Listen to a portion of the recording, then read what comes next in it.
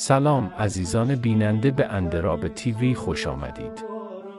امروز تلاش می‌کنم در نوبهار اندراب که مربوط به ولسوالی پولسار اندراب می‌شود را برایتان مختصراً معرفی کنیم. در نوبهار در ولایت بغلان در شمالی افغانستان واقع شده است. این منطقه به طور خاص در دلی کوهپایه‌های اندراب واقع شده است. منطقه نوبهار اندراب به دلیل پوشش جنگلی، رودخانه‌ها و چشمه‌ها دارای طبیعت دلانگیز و جذاب است.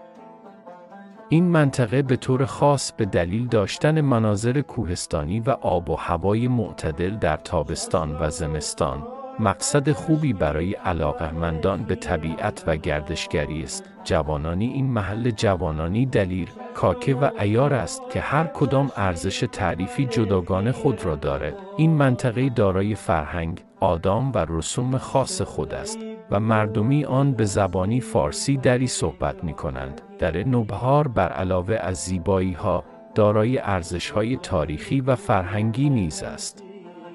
این منطقه در گذشته به دلیل موقعیت خوبی جغرافیاییش مورد توجه حکومت‌ها و قدرت‌ها قرار داشته است.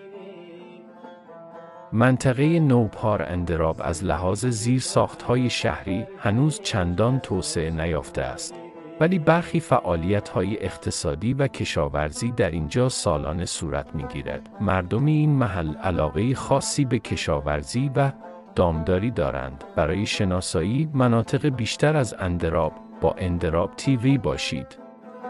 تا درود بدرود.